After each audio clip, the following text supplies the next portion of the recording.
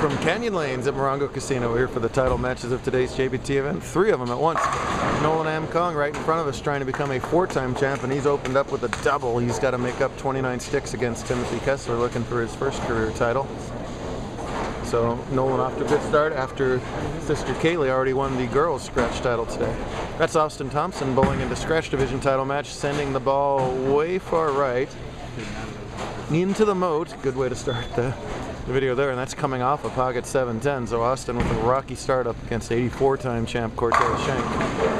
So good start early for Tez, courtesy of some Austin errors. And way to the far left, another Team USA member, that's Richard Paul III. He's taking on Ryan Howison in the U17 title match. Both Ryan and Richard lost in semifinal matches in their respective scratch and handicap divisions. On an open, so if Austin can clean up the spare, it doesn't really hurt him too much, and he does. So that's a good job covering the spare to trail by 14 after 2.5 frames. Kessler has a high finish of second. He climbed the ladder at West Covina before losing in the title match. So looking to break through and win that first title. Tez looking to win his first title in a while. He's made plenty of title matches. He's got a string of second places in a row right now, which I know he'd rather not discuss.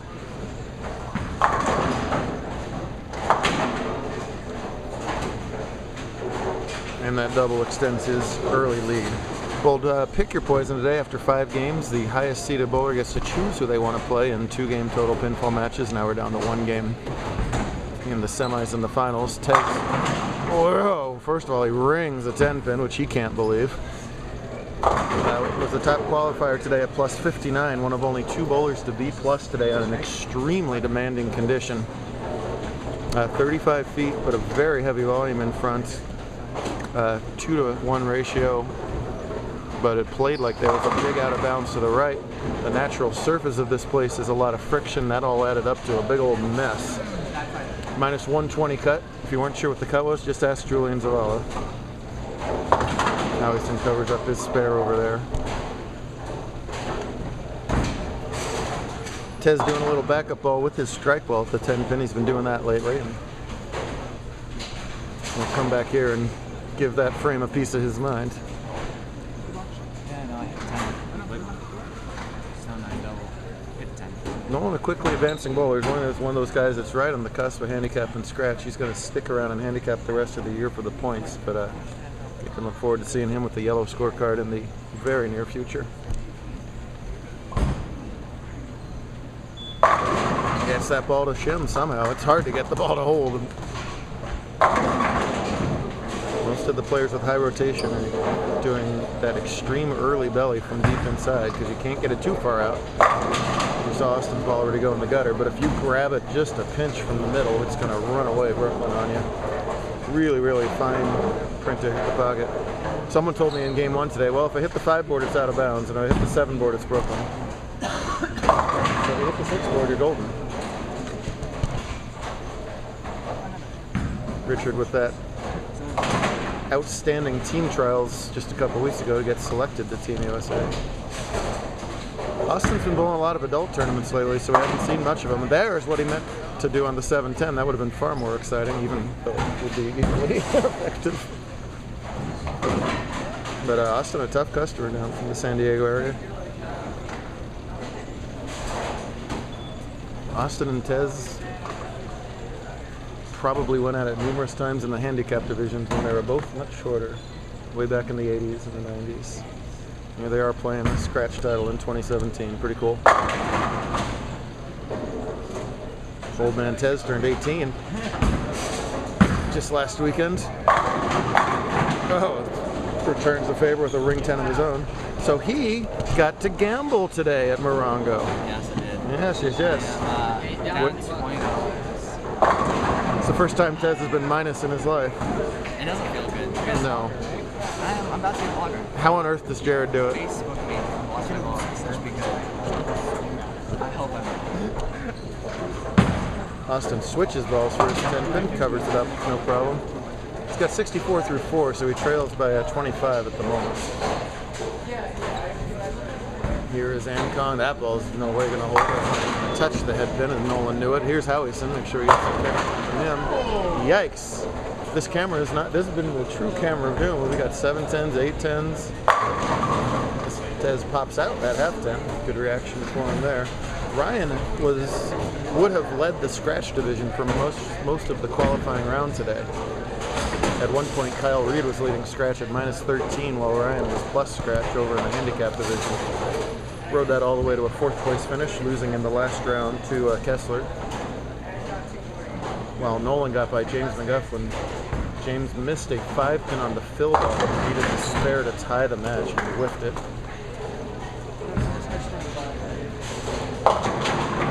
A 5-pin is not the easiest single pin spare on this pattern. I know it sounds counterintuitive. It's a true fact. Now no one's bowling. Nolan's tying his shoes. Tez is preventing a guy from getting the deadwood. Oh, Richard's going to throw a ball. Great. What is going on over there? Richard is clean with the double through 5. Ryan has struggled with opens in the 1st, 2nd, and 5th. As Paul gets a squasher. Tez sticks with that back of ball type release. No trouble with the 6-10. Well, this would be a sweet day for the Amcon family here if they can pull off dual titles. See why these lanes are so tough. He missed a little bit left and the ball misses the head pin left.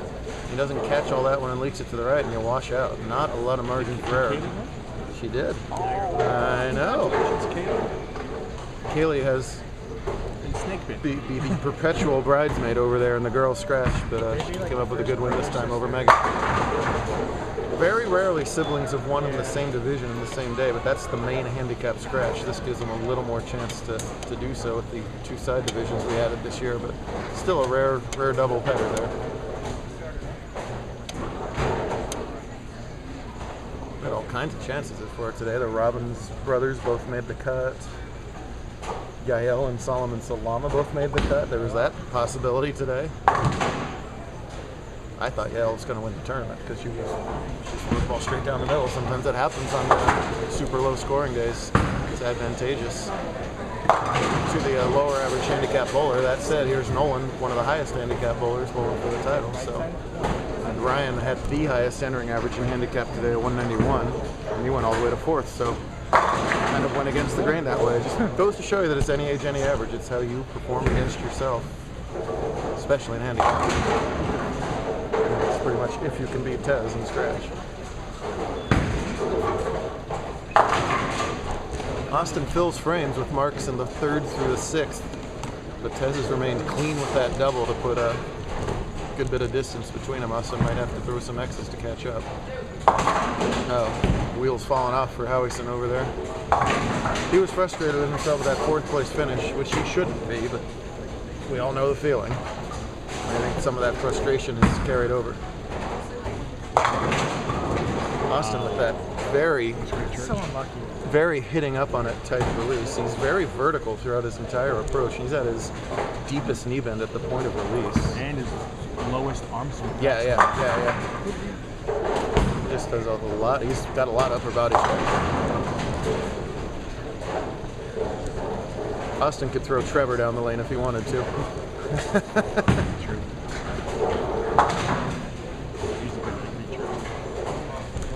Yeah. Meanwhile, turns a Greek church into a 6-pin to stay alive in the match, basically. Kessler is more of that straight ball, lower average bowler that I thought we might see do well today, but even he knew he missed that left the second he threw it. It rolls right by that 2-pin. They are hard today. Wow! There you go. 5-7. Mr. I never get a break shreds the 5-7 out of that. Isn't it amazing that he's won 84 titles without one career break?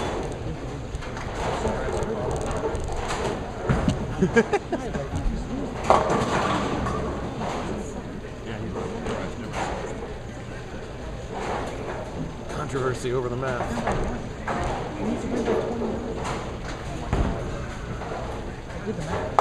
No, whatever he did, he didn't need to do that.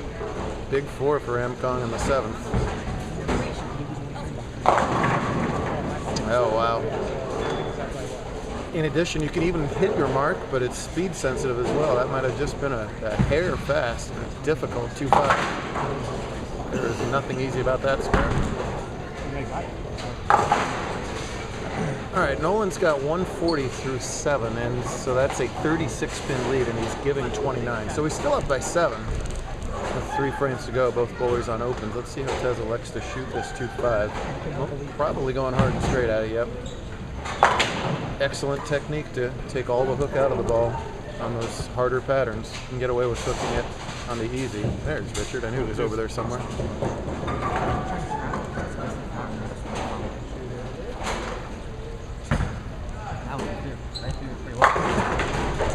I don't know if you could hear Richard on camera, but that said all the story there. That ball had no chance of wheeling, but he's way in control. Ryan, unfortunately, isn't getting much together over there. Ball speed's the only reason that even touched the left side of the head pin. Let's see if Austin can put something together and put a little pressure on Shank in the late frames. Wow. Harder to get those light hits to carry from that deeper inside line. Austin can max out for 200 even. Tez going at a 209. Is that right? 209 pace? 209 pace, yeah. These machines add in your 10 count for the spare. It drives me nuts trying to figure out the pace bowlers are on. No trouble with the 7, but Austin's nonplussed body language tells a story. That's how he always looks. If he hit front 34, I think he'd look like that too. Since fine day is coming to a disappointing end, but he should still be proud of himself for his bowling today. Oh, and Kessler, meanwhile, gets a ginormous break getting that 6-pin out there. That's a huge break in that match. And that is a match-ending break, most likely, in that match, unfortunately for Austin. Now, Tez has stated for a long time that he wants to get to 100, and these second-place finishes that he's had has hurt that mission as he is headed east in 7 months.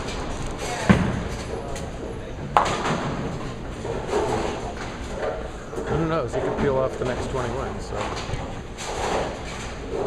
record is 6 in a row. William Robbins came darn close to winning 4 in a row as he finished 5th today, 2nd 3 weeks ago at Strike Zone, and swept the weekend in Tucson. That was one of the better handicap rolls we've seen in some time, so congrats to him. Richard's got the win over there despite that odd 4-9. Kessler's still very much in this match. Tez can very much hand a, well, 176, man. Oh no, it's over, sorry. Austin missed that spare. Even if Tez had missed that, he would have needed 2 on 2 balls, so I'm going to give him credit for that.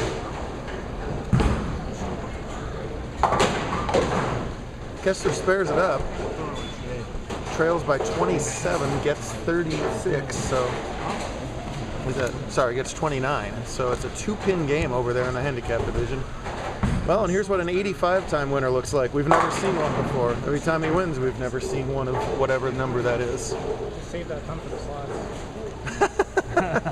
Good line from Serge behind us. Nice, let's go. Yeah, you can do it. We won't measure your drilling on that one. You have a pretty unique 290. That elbow goes up pretty high. Who could?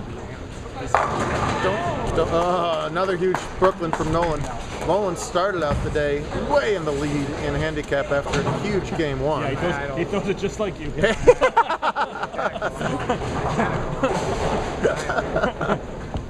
With a huge game 1, and that game was aided by some Brooklyns, and that was another well-timed Brooklyn for Nolan.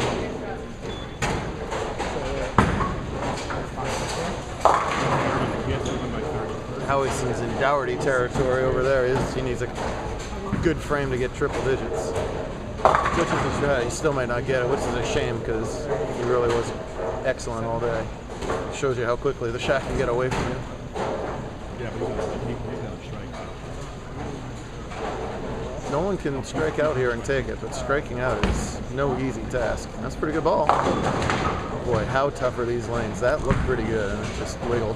4-5. Ryan is going to get his 100. Austin is going to bow out with a 155 and a runner-up finish. Tez's 188 was enough to win it. Yezer. What exactly is 17? Can I tell you all about that right after the conclusion of handicap? It's something you won, and Kong am upset right now because that was a bad 10th frame miss. He finished as a 186. Tim would get Phil 20 for 163 for 192, so he needs a good count mark. Needs about 17 or so.